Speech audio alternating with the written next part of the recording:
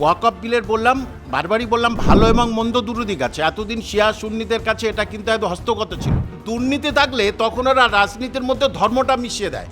এখন ওই বিলটাকে কি বলে, যাতে উইথড্র করে, কিন্তু আপনি দেখবেন সংখ্যালঘুরা, সারা ভারতের সংখ্যালঘু এক হতে পারবে না। এই রাজ্যের বলছি, সংখ্যালঘুরা তারা নিজেরা ঠিক নেই। আমি পরিষ্কার করে বললাম, তারা নিজেরা ঠিক নেই।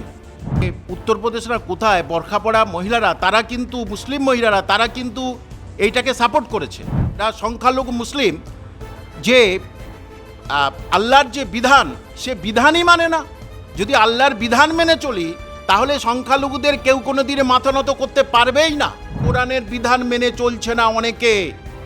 ওই যে মসজিদের মাওলানা, ইমাম সাহেব, আরও যারা আছে এই ফুরফুরা, হ্যাঁ, এদের বিধান মেনে চলছে বলে আজকের এদের এই বিপদ, পদে পদে বিপদ হচ্ছে। কোরআনের মধ্যে পরিষ্কার করে বলা আছে, তোমরা দলে বিভক্ত হবে না। এই দলে বিভক্ত হয়ে হয়ে আজকের সংখ্যালঘুদের এই অবস্থা, এর জন্য দায়ী কিন্তু সংখ্যালঘুরাই। কি কোরআনে কোথাও ওয়াকফ নেই, কোথাও নেই ওয়াকফ, মানে দান আর কি। বলে দিলাম, আপনি মিলিয়ে নেবেন। পশ্চিমবঙ্গ তথা ভারতের সংখ্যালঘুরা কোনোদিন এক হবে না। এরা বিভিন্ন ভাগে দলে বিভক্ত হবে। যে সত্যিকারে ধার্মিক হবে এবং যে সত্যিকারে ধর্মের মানে মাহাত্ম্য বুঝবে, সে কোনোদিন অপর ধর্মকে ছোট করে না। আমরা মরব, আমাদের ক্ষতি হবে, কিন্তু রাজনীতিবিদদের কিছু হবে না, তারা ফায়দা নেবে। লোকসভা এবং রাজ্যসভায় পাশ হয়েছে ওয়াকফ বিল, যেটা সংশোধনী বিল। সেই বিল পাশ হওয়ার পর থেকেই বিতর্ক তৈরি হয়েছে নানা মহলে। রীতিমতো কংগ্রেসের তরফ থেকে সুপ্রিম কোর্টে যাওয়ার সিদ্ধান্তও নেওয়া হয়েছে। এই যে সংশোধনী বিল, এই সংশোধনী বিল সত্যি কি এই দেশের সংখ্যালঘু মুসলিম সম্প্রদায়ের জন্য ক্ষতিকারক? কি মনে হয়? দেখুন, যে এর যে কোনো বিলের ভালো এবং মন্দ দুটো দিক আছে, সুতরাং এ বিলেরও ভালো মন্দ দুটো দিক আছে। কিন্তু তার আগে আমার একটি প্রশ্ন, যে আজকের এই ওয়াকফের জন্য যারা মুসলিম সম্প্রদায় তারা পথে নেমেছেন, ভালো কথা, কিন্তু এই পশ্চিমবঙ্গে তো ৮০,০০০-এর উপরে ওয়াকফ সম্পত্তি আছে। তার ভিতরে ৩৮০টি কিন্তু অলরেডি মানে হাতছাড়া হয়ে গেছে। তাহলে তখনই এই রাজ্য সরকারের এই যে হাতছাড়া হয়ে গেলে ৩৮০ এখান থেকে পশ্চিমবঙ্গের, তখন এ সংখ্যালঘুরা গর্জে ওঠেনি কেন? আমার প্রশ্ন এখানে, তাহলে সেখানে গর্জে ওঠেনি কেন? আর দ্বিতীয় কথা, আজকের এই ওয়াকফ বিলের বললাম, বারবারই বললাম, ভালো এবং মন্দ দুটো দিক আছে। এতদিন শিয়া সুন্নিদের কাছে এটা কিন্তু এত হস্তগত ছিল।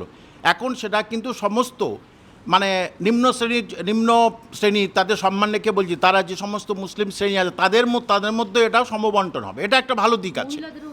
হ্যাঁ, মহিলারাও এগিয়ে আসছে। এবং আপনারা দেখুন যে উত্তরপ্রদেশরা কোথায় বরখা পড়া মহিলারা, তারা কিন্তু মুসলিম মহিলারা, তারা কিন্তু এইটাকে সাপোর্ট করেছে, তাই না? তাহলে তারা সাপোর্ট করছে কোন অ্যাঙ্গেলে? সুতরাং আমার একটি প্রশ্ন, যে এই রাজ্য তথা ভারতবর্ষে বা এই রাজ্যের বলছি, সংখ্যালঘুরা তারা নিজেরা ঠিক নেই। আমি পরিষ্কার করে বললাম, তারা নিজেরা ঠিক নেই। আন্দোলনে সমস্ত সংখ্যালঘু এক হতে পেরেছে কি? পারবে না। সমস্ত মুসলিম এক হতে পেরেছে? পারবে না কোনো দিন। দেখবেন 4 থেকে 5টা বিভিন্ন মানে দল আর কি, মানে ওই সাব দল আর কি, যারা সংখ্যালঘুদের, তারা দেখবে বিভিন্নভাবে কিন্তু এর বিরুদ্ধে গর্জন করবে, কিন্তু এক কি হতে পেরেছে? এবং একটা কথা, সংখ্যালঘু মুসলিম যে আল্লাহর যে বিধান, সে বিধানই মানে না। যদি আল্লাহর বিধান মেনে চলি, তাহলে সংখ্যালঘুদের কেউ কোনো দিনে মাথা নত করতে পারবেই না। এবং একটা কথা দেখুন, কৃষি বিল পাশ হয়েছিল, সেখানে সমস্ত পাঞ্জাবিরা এক হয়েছিল তো, তারপরে কৃষি বিল নিয়ে পিছিয়ে উঠতে শুরু করলো। সেখানে সমস্ত ইন্ডিয়ান মুসলিমরা যখন, আমি বলছি তাদের স্বার্থে দেশের যেন কোনো ক্ষতি না হয়, কারণ আমরা দেশকে ভালোবাসি সবাই, হিন্দু হোক মুসলিম হোক, জাতি ধর্ম বর্ণ নির্বিশেষে দেশকে ভালোবাসা উচিত। কিন্তু এই সংখ্যালঘু এখানকার, তারা রাজ্যের যে ৩৮০টি যে সম্পত্তি হাতছাড়া হলো, সেটা নিয়ে এতদিন বলেননি। আজকের সেখানে বিল পাস হয়েছে এবং এখানকার যে পশ্চিমবঙ্গের যে মন্ত্রী যারা, তারাও তো এইটা নিয়ে কোনো তর্জন করছে না। এমএলএরা তো গর্জন করছে না। আমি সংখ্যালঘু কেন বলছি, সমস্তই পশ্চিমবঙ্গ মাননীয় মমতা ব্যানার্জি চাচ্ছেন না, এটা মুখের কথা।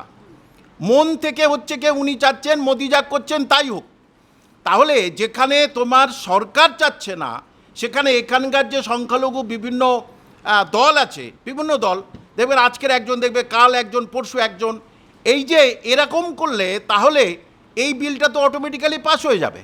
এবং আমার কথা, যেখানে পাঞ্জাবিরা এক হয়েছিল দেশের স্বার্থে এবং নিজেদের স্বার্থে, সেখানে এখানে পশ্চিমবঙ্গের সংখ্যালঘুরা এক হতে পারবে না। এই যে পরিষ্কার করে যারা শুনছেন তারা জানে যে মানে কোরআনের মধ্যে পরিষ্কার করে বলা আছে, তোমরা দলে বিভক্ত হবে না। এই দলে বিভক্ত হয়ে হয়ে আজকের সংখ্যালঘুদের এই অবস্থা, এর জন্য দায়ী কিন্তু সংখ্যালঘুরাই। রাজনৈতিক উস্কানির শিকার কি সংখ্যালঘুরা? অবশ্যই রাজনৈতিক উস্কানির শিকার। কেন মমতা ব্যানার্জির ফাঁদে পা দিচ্ছে আমার প্রশ্ন। খাটবো, খাবো, পরিশ্রম করব, ধর্ম মেনে চলবো, কেন আমি মমতা ব্যানার্জির ফাঁদে পা দেবো এবং আমি ঝগড়া বিবাদ এইসবের মধ্যে যাব? এতদিন তো পশ্চিমবঙ্গে আপনার রামনবমী হয়েছে, দোল হয়েছে এবং মসজিদে নামাজ পড়া হয়েছে, কোনো তো দাঙ্গা ফাসাদ বিবাদ ঘটেনি। তাহলে হঠাৎ করে কেন এই দাঙ্গা ফাসাদ বিবাদ আসছে? অর্থাৎ সংখ্যালঘুরা তারা তাদের কোরআনের বাণী, কোরআনের আদব কায়দা থেকে নিজেদেরকে সরিয়ে নিচ্ছে বলে এই বিপদ আসছে আজকের। সুতরাং এটা যতক্ষণ না সংখ্যালঘুরা তারা কোরআনের বিধান না মেনে চলবে, ততদিন তাদের উপরে এইরকম হবেই। তারা নিজেরাই ঠিক নেই, নিজেরাই একজোট হওয়ার মতো মানসিকতা নেই। সুতরাং, এবং আবার আমি ওটা বলছি, আপনারা আজকের কেন্দ্রে মাননীয় মোদিজি তিনি বিল এনেছেন, তার বিরুদ্ধে সোচ্চার হয়েছেন। পশ্চিমবঙ্গে যে হাতছাড়া হলো তখন কোথায় ছিলেন? কেন মমতা ব্যানার্জি ওটা নিয়েছে বলে তখন হচ্ছে কি ব্যাস আমরা চুপ থাকবো? তাহলে আমার কথা বলুন, 380টি নেওয়ার একটাই নেওয়া, হাতছাড়া হওয়া, সেটাই তো যে ওয়াকফ যে সম্পত্তির মধ্যে একটা অপমানজনক। সেখানে এখানকার সংখ্যালঘুরা তখন চুপ ছিলে কেন? আজকের আপনারা মাঠে নেমেছেন, ময়দানে নেমেছেন। আগে নিজেরা এখন আমি এক হওয়ার কথা বলছি, কোনো হিন্দু মুসলিম এরা এক হওয়ার কথা বলছি না। এখন ওই বিলটাকে কি বলে, যাতে উইথড্র করে। কিন্তু আপনি দেখবেন সংখ্যালঘুরা, সারা ভারতের সংখ্যালঘু এক হতে পারবে না, তারা বিভিন্ন দলে বিভক্ত হবে। তার ফলে যত রকম বিল আছে, সব কিছু আছে, বিপদ আছে, তত সংখ্যালঘুদের উপরে আরও বরকাবে। আর যদি এখন থেকে যদি সাবধান না হয় যে মমতা ব্যানার্জির উস্কানিতে আমরা কিন্তু আর পা দেবো না, তবে কিন্তু এখানকার সংখ্যালঘুদের প্রকৃত উন্নয়ন হবে। একাংশ মুসলিম বলছেন, একাংশ মুসলিম ওয়াকফ কোরআনে বা সংবিধানে কোথাও নেই। কোথাও নেই তো আপনারও কি সেই একই? কোরআনে কোথাও ওয়াকফ নেই, কোথাও নেই ওয়াকফ, মানে দান আর কি। যে তখনই একটা জায়গা ছিল আমাদের মানে প্রফেট নবী হযরত মুহাম্মদ সাল্লাল্লাহু আলাইহি সাল্লাম, তিনি কেউ এসে তাকে বললেন যে আমার এই কিছু জায়গা জমি আছে, সেটা আমি দেবো বলছি। তখন উনি বললেন এটাকে তুমি এই দান করো। ঠিক আছে, এই ওয়াকফ মানে এটা দান করা। অনেক বিশাল সম্পত্তি আছে, সেটা দান করে গেল। সেটা কিসের জন্য দান? Charitable trust. আর আরেকটা কথা আমি বলবো যে এখানে হিন্দু কিছু মেম্বার তারা আসতেই পারে, ভারতবর্ষের এইটা বৈচিত্র্যময় দেশ, আসতেই পারে, সংহতি সবসময় আছে।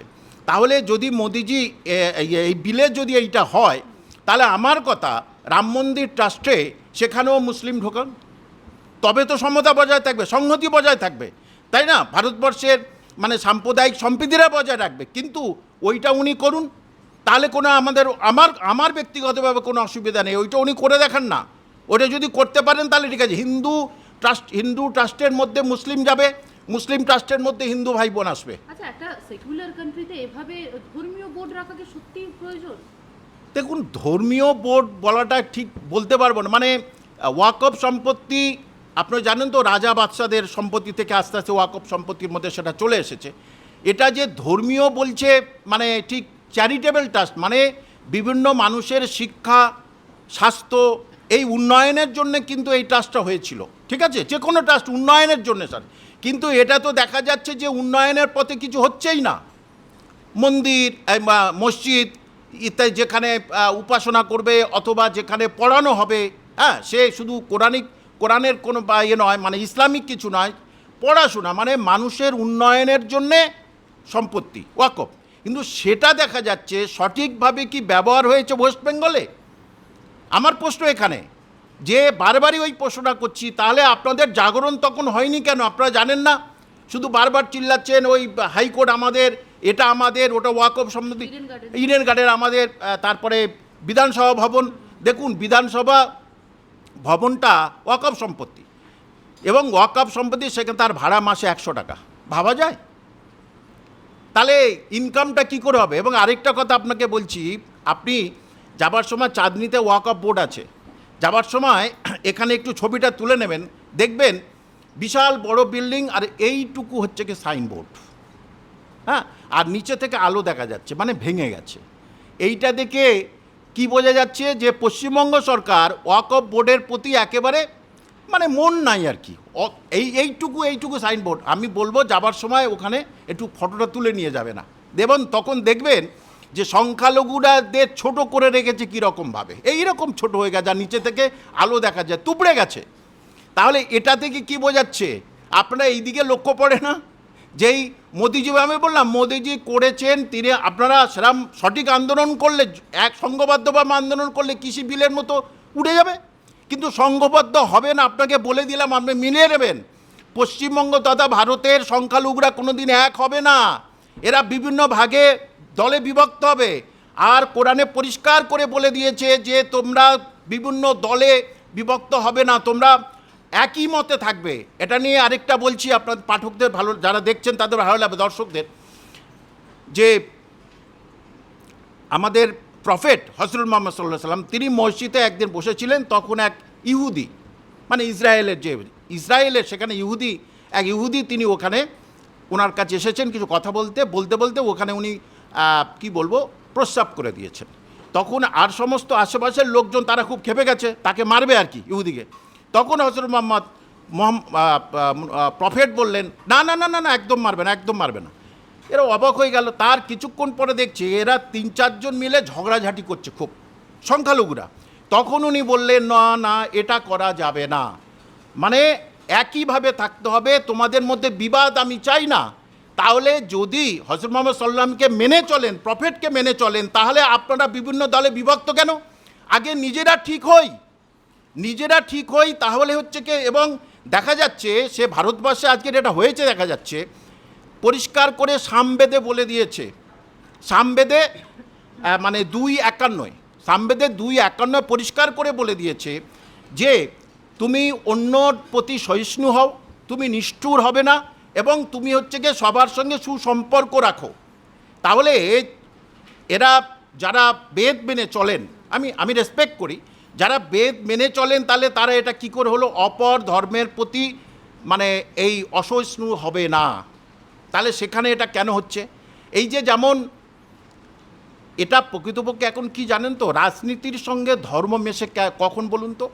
রাজনীতির সঙ্গে রাজনীতিবিদরা ধর্ম মেশায় যখন দুর্নীতির থাকে তার মধ্যে। ওই দুর্নীতি থাকলে তখন ওরা রাজনীতির মধ্যে ধর্মটা মিশিয়ে দেয়। তারপরে কি হলো, দুর্নীতির কথা আর কেউ ভাবলো না, ব্যাস হয়ে গেল। বিক্ষোভ করছে সংখ্যালঘুরা, তারা যেমন গতকাল পার্ক সার্কাস থেকে তারা কয়েকজন হুঁশিয়ারি দিচ্ছিলেন যে কলকাতা সহ দিল্লি, মুম্বাই আমরা শাহিনবাগ বানিয়ে দেবো। তার পাশাপাশি তারা আরও একটা দাবি করছিলেন যে কেন্দ্র সরকার মুসলিম বিরোধী বিল আনছে, বারে বারে তাদের 3 তালাক হোক বা আরও যে সকল রয়েছে এই ওয়াকফ, সব বিলগুলি কেন্দ্র সরকার বিরোধী। আপনার কি মত? আচ্ছা, যদি 3 তালাক বিল, তাহলে মুসলিম মহিলারা স্বাগত জানিয়েছেন কেন? বিলটা তো তাদের জন্য, তো পুরুষদের জন্য তো নয়। তাহলে তারা স্বাগত জানালো কেন? আমার প্রশ্ন, যারা এটা বলছেন তাদের কাছে আমি প্রশ্ন ছুড়ে দিলাম, তাহলে তারা স্বাগত জানালো কেন? এবং আপনাদের মধ্যে আমি বললাম সংখ্যালঘুদের মধ্যে ওই বারবারই বলছি, এরা কোরআনের বিধান মেনে চলছে না অনেকে। ওই যে মসজিদের মাওলানা, ইমাম সাহেব, আরও যারা আছে এই ফুরফুরা, হ্যাঁ, এদের বিধান মেনে চলছে বলে আজকের এদের এই বিপদ, পদে পদে বিপদ হচ্ছে। ইমান থেকে সরে আসছে আস্তে আস্তে বলে এদের এই বিপদটা হচ্ছে। আরেকটা বিপদ হচ্ছে মমতা ব্যানার্জির খপ্পরে পা দিচ্ছে, এটা আরেকটা বিপদ। যে সুতরাং আমার ওই যে প্রশ্নটা যেটা বললাম, যে দেখুন সেটা মোদিজি, মাননীয় যোগীজিকেও বলছি সম্মান রেখে, যে আপনি যখন ঈদেতে বাইরে নামাজ পড়তে দেবেন না, তাহলে সব ধর্মের ক্ষেত্রে একই হবে, সমস্ত ধর্মের অনুষ্ঠানের ক্ষেত্রে একই হবে, এটা তো খুব স্বাভাবিক। এটা একটু আগে সামবেদ আমি বললাম, সেটা তো স্বাভাবিক। তাহলে সেটা কেন করছেন না? সব ধর্মের একটা ধর্মের প্রতি একটা ধর্মের মানুষের সঙ্গে আমি এরকম করব, এটা তো একেবারেই না। যে সত্যিকারে ধার্মিক হবে এবং যে সত্যিকারে ধর্মের মানে মাহাত্ম্য বুঝবে, সে কোনো দিন অপর ধর্মকে ছোট করে না, কোনো দিন করে না, করবে না। এবং যার মধ্যে ধর্মের শালীনতা আছে, হ্যাঁ, সে হচ্ছে কি ঈশ্বরের অর্ঘ্যের পাত্র। আর যার মধ্যে শালীনতা নেই, সে সমস্ত ধর্মের ঈশ্বরের অর্ঘ্য থেকে সে বঞ্চিত হবে।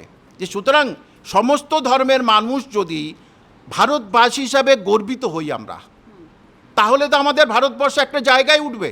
আমরা কেন ভাবছি হিন্দু, আমরা কেন ভাবছি মুসলিম, আমরা কেন ভাবছি খ্রিস্টান, আমরা এটা ভাবতেই পারছি না। আগে ভারতবর্ষ ঠিক হয়ে যাক, ঠিক থাকুক, শান্তিতে উঠুক, তাহলে দেখবেন এখানে হিন্দু মুসলিম ক্লাস আর কোনো সব চলে গেছে। আর দ্বিতীয় কথা হয়েছে বললাম, রাজনৈতিক লিডাররা এখানে মানে ফায়দা তুলছে, তার কারণ দুর্নীতি ঢুকে গেছে। তাহলে দুর্নীতিটাকে ভোলানোর জন্যে এই মানে ধর্মটা ওর সঙ্গে মিক্স করে দিলে তাহলে ধর্মে ধর্মে এবারে হবে। আপনি দেখুন, ওই যে মোথাবাড়িতে কিছুদিন আগে আপনারা গেছিলেন, ওখানে দেখেছি মোথাবাড়িতে, ওখানে আমরা দেখেছেন তার আগে মারপিট হয়েছে, এইসব হয়েছে। সেখানে ঈদের সময় মুসলমানরা তো দোকান দিতে পারে না, ঈদের সময় হিন্দু ভাই বোনরা দোকান দিয়েছে, মুসলিম ভাই বোন হিজাব বোরখা তথা টুপি পরে সেখানে কেনাকাটা করেছে। এটাই সম্প্রীতি, এটাই সম্প্রীতি তো পশ্চিমবঙ্গের বা তথা ভারতবর্ষের। তাহলে এটার জন্যে তাদের বোঝা উচিত সাধারণ মানুষের, হিন্দু মুসলিমদের, আমরা মরব, আমাদের ক্ষতি হবে, কিন্তু রাজনীতিবিদদের কিছু হবে না, তারা ফায়দা নেবে।